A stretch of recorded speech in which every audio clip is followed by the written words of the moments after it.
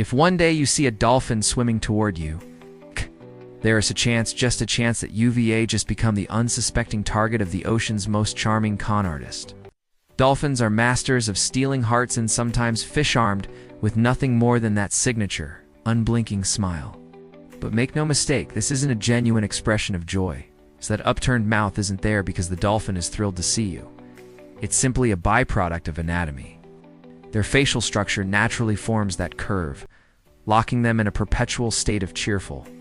And yet our human brains programmed to see smiles as friendly invitations fall for it every time. The dolphin swims in gracefully, glint in its eye, mouth curled in that familiar smile.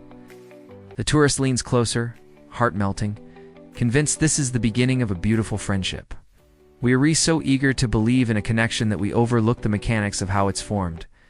The truth is, dolphins might not be the trained ones in this equation. We are. We've trained ourselves to react emotionally to visual cues, to respond to smiles with trust, to reward behavior that feels affectionate even when it's transactional. The dolphin doesn't love you. It doesn't hate you. It probably doesn't think about you after you're gone. Not that it's fake, but that you know it might be. And still, you fall for it. Every time. You know it's a result of evolution, not emotion. You know it's been used before on thousands of others. And yet, when that dolphin swims up to you, smiling like you're the only person in the world who matters, you smile back. You want to believe in it, because that's what we do. We fall for illusions when they're wrapped in cuteness. We trust smiles, even from creatures who don't mean them. We see a little curve in a dolphin's mouth and mistake it for affection, intelligence, a soul connection. But in that moment, when you saw the smile and handed over the fish, it played its part, and you played yours. But evolution's way of giving them the upper hand in a human-dominated world, a silent signal, I am harmless, I am friendly, give me fish, and it works too well. Even researchers, scientists, and marine biologists fall for it sometimes. After years of study, countless hours of observation, even the experts sometimes pause and say, but look at that face. It's just so... nice. And that, right there, is when the dolphins win. Not through force, not through argument, but through a masterclass in emotional disarmament. Then whoosh, the dolphin darts by, snatches the fish mid-reach, and disappears with a flick of its tail, leaving only ripples and a stunned fishless human in its wake. And maybe, just maybe, a second glance back with that ever-smiling face, like a farewell wink from a charming thief. Is that a genuine moment of interspecies bonding? Or are you participating willingly, happily in the most adorable con ever pulled off underwater? You don't have to answer. Just hold on to your fish. Or better yet, don't bring any. It didn't ask for the fish. It didn't need to. It let you believe you were offering it. That's the difference between a scam and a performance. The best ones don't feel like scams at all. We assume they're happy, that they're glad to see us, that we've made some magical interspecies connection. When in reality, we might just be the next mark. The twist lies not in the smile itself, but in how dolphins use it. Skills, passive persuasion, emotional baiting, silent confidence, achievements. Extracted 11,000 sardines from tourists using nothing but a smile. You'd endorse every skill, because let's face it, even after knowing all this, you still like them. You might even like them more. There is something oddly admirable about a creature that can get what it wants without ever saying a word, without lifting a flipper in aggression, without breaking that innocent expression. It's not deception, it's art, see? They're not just smart, they're socially intelligent, manipulative, in the most innocent-looking way. Dolphins quickly learn from their interactions with humans. When they approach with that smile, they get attention, food, affection. Humans have always had a soft spot for animals that mirror our emotions. It's a dog with sad eyes, a cat with a curious tilt of the head, a dolphin with an eternal grin. We project onto them everything we want to believe. Loyalty, curiosity, joy. But projection is a dangerous game, especially when played with creatures who are smart enough to use it against us. In dolphins, they've been playing us like underwater violins. And what does any clever being do when a specific action brings in rewards? They repeat it again and again. It's classical conditioning, but with a splash of emotional fraud. They don't smile to express joy, they smile because we give them fish when they do. You could say dolphins aren't really smiling at us, They're smiling for us. For our wallets. For our fish buckets. For our pride. Let's not pretend we're immune to this either. Picture this. A tourist at a marine park, holding a fish, squealing with excitement as a dolphin approaches. It's not just dolphins being clever, it's us being remarkably easy to manipulate. Now imagine dolphins had LinkedIn profiles. What would they list? Title: Senior Human Manipulation Specialist. And that's the most dangerous part of the dolphin smile. But what if the dolphins know all of this? What if they've known it for decades, for generations? What if the smile wasn't just anatomy, So next time you see a dolphin smiling at you, ask yourself, are you in control of the moment? Or is the dolphin? Somewhere deep in a fictional research facility known as the Marine Behavioral Institute, a tired scientist stands before a glowing monitor displaying the brain activity of a dolphin named Captain Giggles. The screen pulses with incomprehensible waves, the kind only top-level neurobiologists pretend to understand. But the scientist isn't typing, isn't measuring. No, he's just staring haunted. The deeper researchers look into dolphin cognition, the blurrier the line becomes between genuine interaction and sophisticated manipulation. Dolphins have been shown to recognize themselves in mirrors, understand symbolic language, and solve puzzles that stump most toddlers.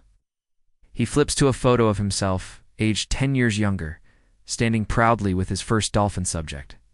That was before I knew, he says solemnly. Back then, I thought they were just cute. Unlike many animals, dolphins don't need us to perceive them as happy. But we do.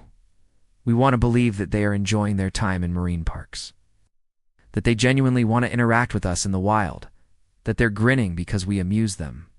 This yearning to anthropomorphize, to assign human emotion to animal behaviors, a powerful psychological loop. It's comforting to think of animals as versions of ourselves. When one appears to smile, it triggers the same reward centers in our brains that activate when a friend or loved one smiles at us. The dolphin doesn't need to do anything more. The illusion completes itself inside our heads. Now I wonder if I ever stood a chance. Many researchers believe they do enjoy certain interactions with humans, especially ones involving play or mutual curiosity. The issue isn't that dolphins are cold manipulators, it's that they may be clever enough to play both sides of the emotional field, and says maybe we'll never know what they're thinking. Maybe the smile means nothing, or maybe it means everything. What I do know is this: every time it smiles, I feel something. And that whatever it is might be the most dangerous part of all. The screen fades to black, a dolphin's grin lingering for a moment longer than it should. And just like that, science takes a break. The smile has won again. It was smart enough to charm us, just mysterious enough to make us wonder if it's real, and just consistent enough in their smile to blur the line between affection and advantage. They're not lying, but they're not exactly telling the truth either. They're letting us believe what we want. And sometimes, that's more powerful than any fact. A fellow researcher walks by with a coffee and mumbles, "Last week I caught one watching reruns of * Friends." It fosters empathy, yes, but it also makes us vulnerable to manipulation, not just by dolphins, but by our own expectations. And in the Marine Behavioral Institute, this phenomenon has become an inside joke among researchers. They call it smile bias. One note reads, in red marker, *, who's training who? He sighs, flips open his notebook, and begins writing a new hypothesis. The smile as social currency. He underlines it twice. Then he gets up, walks back to the observation tank, and stares at Captain Giggles. The dolphin slowly approaches, eyes him carefully, and smiles. The professor smiles back. "Damn it," he whispers. "It's still working." The tendency for observers to interpret dolphin behavior more positively, simply because the animal's facial structure suggests a smile. One scientist recalls a trial where two dolphins performed identical tasks.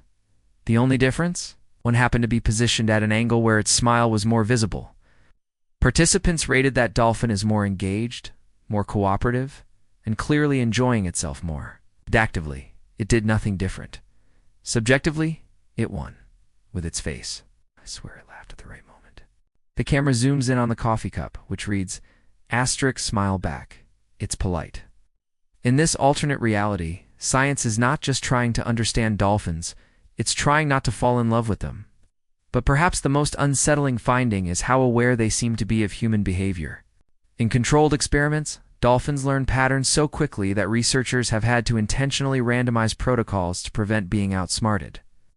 In one study, a dolphin began hiding trash from its pool and trading it piece by piece for fish, having realized it could increase rewards through artificial scarcity. That wasn't just intelligence, it was strategy. Now imagine that level of reasoning applied not to debris collection, but to human interaction. Suddenly the dolphin's smile starts to feel a lot more calculated. He turns to the camera crew following his research. Dark bags under his eyes, lab coat wrinkled like it's been slept in for days.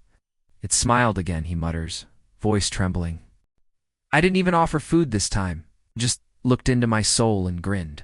This is the fictional world of Professor Dolphinology, where science doesn't just chase answers, it flees from terrifying, adorable mysteries. And at the center of it all is that same question. Why do dolphins smile, and why does it feel so personal?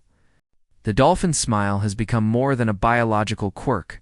It's a psychological paradox. Back in the lab, the fictional professor scrolls through hundreds of photos each, one featuring a dolphin, each one smiling. Outside the realm of satire, real-world dolphin research continues to stir complex emotions. That illusion, however, is a double-edged sword. In the break room, Professor Dolphinology sits with his team, a whiteboard filled with diagrams behind him. Neural pathways, sonar patterns, smile angles. Of course, none of this disproves that dolphins can form real social bonds. In the end, Professor Dolphinology closes his laptop, looks into the camera. At the bottom of the ocean, beneath layers of coral reefs and schools of fish that don't care about human psychology, a meeting is underway. No cameras, no divers, no documentaries, just dolphins. 12 of them, circling slowly in what appears to be an organized formation. In the center floats an older dolphin, marked by a scar across its fin and a particular glint in its eye. This is no ordinary gathering. This is the Dolphin Summit. And today's agenda is simple: how to keep the humans fooled. The trainer instinctively smiles back, as if greeting an old friend. The dolphin makes a quick circle, performs a little twirl, and pauses. The trainer laughs, that they feel connected to us, that their smiles are sincere, maybe even spiritual. Why do we need this so badly? The answer lies in how we perceive animals that mirror us. The closer a creature appears to share our emotional signals, the more likely we are to protect it, invest in it, feel for it. It's not necessarily empathy, it's reflection. Dolphins become blank canvases where we project our hope, our longing, our innocence. We want to believe in pure connection. And when that connection is paired with a constant smile, it feels invincible. She's in a good mood today, they say to a colleague. But is she? Or is she just performing the minimum required gestures that, combined with her forever smile, create the illusion of mood? There are moments of genuine curiosity, play, maybe even connection. But those moments are rare, and they exist within a system shaped by human expectation.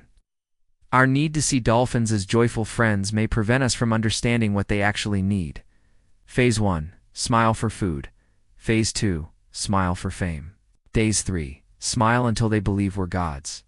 The dolphins cheer, spinning joyfully in the water. Young one whispers to another, "What happens if they stop believing?" The older one replies, "They won't. They never do." And as the pod swims away into the blue, their smiles still gleaming. One thing becomes certain. As long as humans keep smiling back, the dolphins' plan will never fail. Because the truth is, dolphins don't owe us their happiness. They don't owe us anything. We're the ones who created the narrative. We built the smile into something it was never meant to be. We keep feeding that narrative every time we see a grin and think it means love. We're more likely to trust them, approach them, feed them, train them, believing all the while that they are happy to be part of it. In marine parks, trainers are trained to reinforce human belief in dolphin joy. The leader laughs, a stream of bubbles swirling from his blowhole. Why change perfection? As long as they keep smiling back, we've already won. That's the paradox. The dolphin's smile works not because it adapts, but because it doesn't have to. Its unchanging nature is the very thing that convinces humans of sincerity. In a world where human smiles can be fake, manipulative, or exhausted, the dolphin's smile feels pure. That illusion of purity makes us lower our guard. Smiles, jumps, squeaks, and bows all merge into a performance that satisfies the human audience's emotional needs. But what does the dolphin get? Usually fish, sometimes medical care, occasionally boredom, occasionally the pressure to perform the illusion again tomorrow. Mood becomes interpretation, interpretation becomes story, and story becomes reality, at least to us. The leader clicks and squeaks, his sonar echoing with confidence. Translated loosely into human language, he begins, "Brothers and sisters, we have thrived for decades under the guise of charm. It's time we refine the strategy." A younger dolphin, excitable and curious, interjects. But aren't they starting to suspect? In controlled environments, they quickly learn which behaviors elicit reactions. A dolphin that receives applause for doing a trick will repeat it without being cued. Some have even been observed inventing new behaviors, seemingly to entertain. But is it really entertainment? Or just another trade? You give me your attention. I give you your story. And maybe if I smile long enough, you'll believe I'm enjoying this more than I am. I heard one of them say, "Our smile is fake." The leader smiles wider.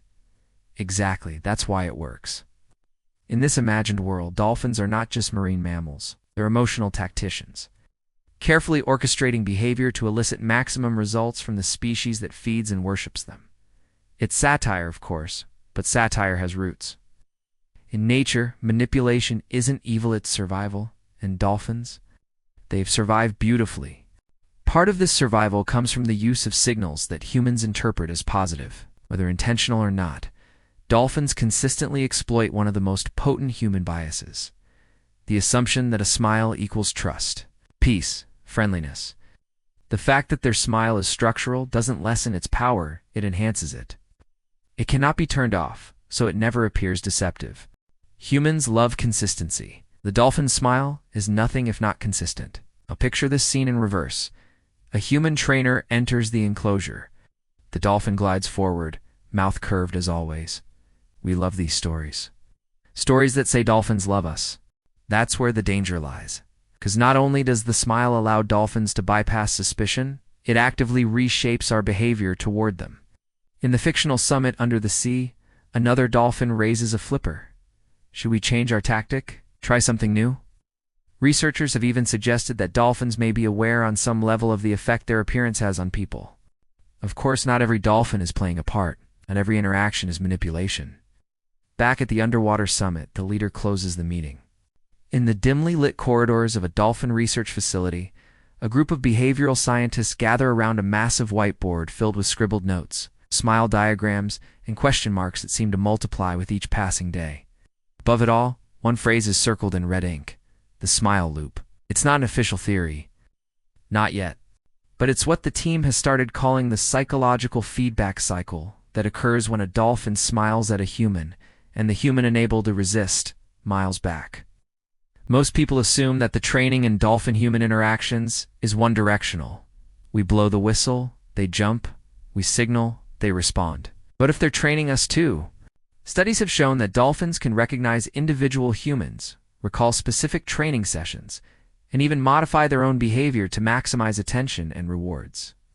One researcher noted how a dolphin began performing exaggerated, slower spins when it realized children laughed harder at that speed. Because the more we observe dolphins, the clearer it becomes that they are not simply reacting. They are experimenting, testing, calculating. They adjust tone, timing, and tactics. They observe the observers. And all the while, that smile remains unchanging, inviting, innocent. The scientists joke about it now. "She's running a study on us," one says.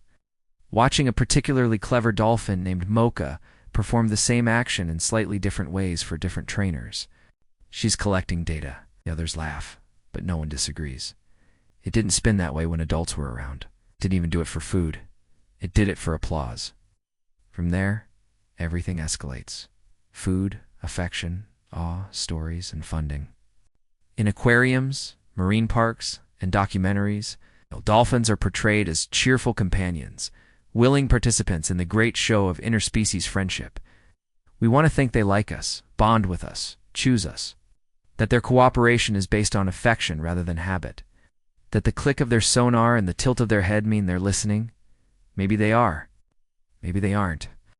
But when they look at us with those curved mouths and intelligent eyes, we can't help but project our stories onto them. It's as if we need them to love us, not just as animals, but as reflections of our better selves. But what if they're not participating? What if they're orchestrating? You think you're running the session, guiding the animal? Our fantasy of a world where nature not only understands us, but likes us. And dolphins, whether knowingly or not, have become masters of inhabiting that fantasy. They smile, we believe. They perform, we applaud. They repeat, and we reward. It's a cycle powered by emotion, sustained by illusion, and reinforced by every child who leaves a marine park convinced they've made a friend for life. But when you play it back, you see that the dolphin was 2 steps ahead the whole time. There have been documented cases of dolphins bringing gifts to humans, fish, seaweed, even shells. It's not scientific, but no one erases it, it reads. The scariest thing about the dolphin smile isn't that it might be fake. It's that we're the ones who need it to be real. Some interpret these as offerings, others as attempts at communication. But another possibility exists, that dolphins are simply experimenting, observing our responses the same way a scientist might record data. What happens if I bring a dead fish? What happens if I twirl before I offer it? What happens if I smile while I do it? Over time, they learn what works, what delights, what earns more attention, more fish, more praise. It's not deception in the human sense, it's optimization, waiting for you to react. Using that reaction to decide its next move. It's like dancing with a partner who already knows the choreography, but lets you think you're re-leading. A dolphin doesn't need to speak English to manipulate a situation. All it needs is consistency, timing, and an unearned reputation for kindness. Combine that with a face that looks permanently amused, and you have the perfect recipe for silent influence. The loop feeds itself. The dolphin smiles because it always does. Human interprets that as joy. The dolphin receives a reward. The human feels validated.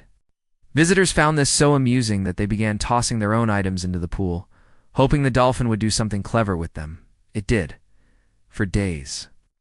Then weeks. Eventually, the dolphin began trading the objects back in exchange for fish. That's when the staff realized something remarkable.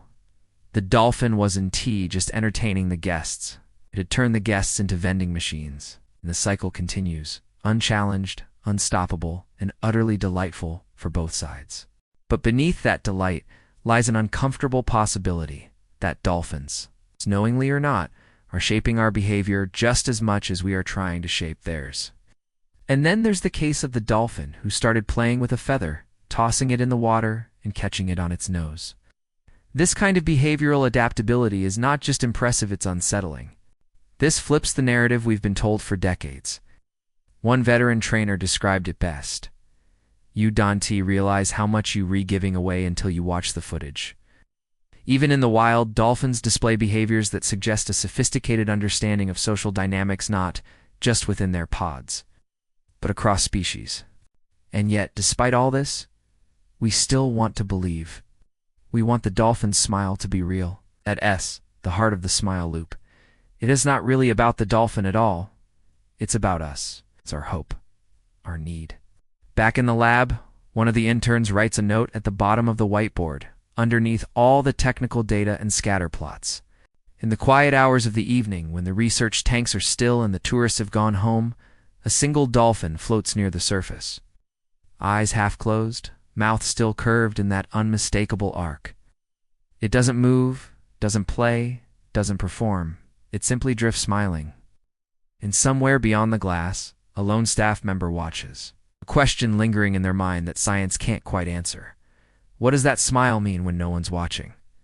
The dolphin doesn't need to smile. It has no facial muscles for expression like we do.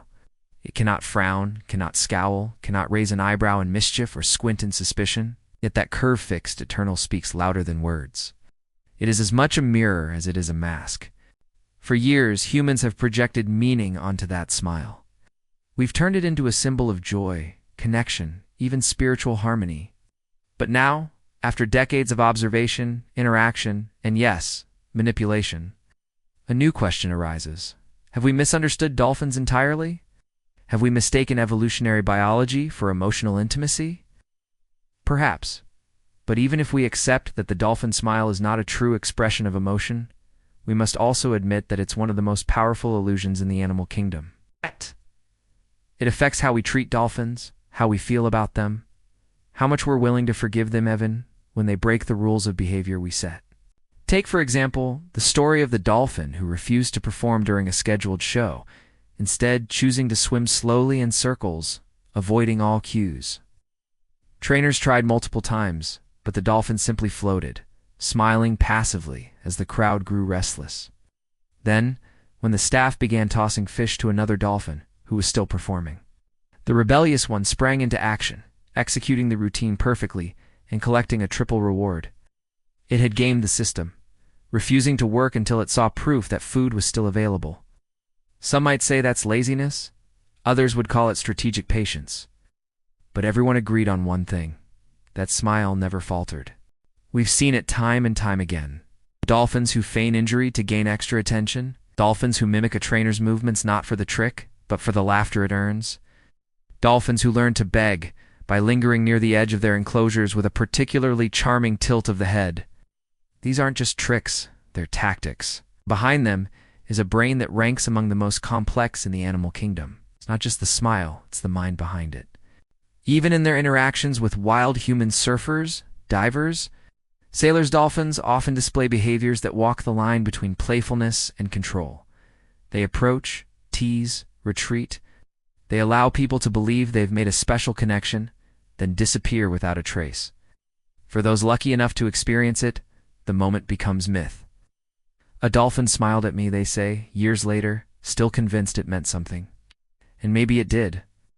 But more likely, it meant everything to the human and nothing to the dolphin. This is not to say dolphins are cold or incapable of forming bonds. In fact, their social structures are remarkably complex. They form alliances, hold grudges, engage in cooperative hunting, and even appear to mourn their dead. There is every reason to believe they feel deeply, perhaps in ways we don't yet understand.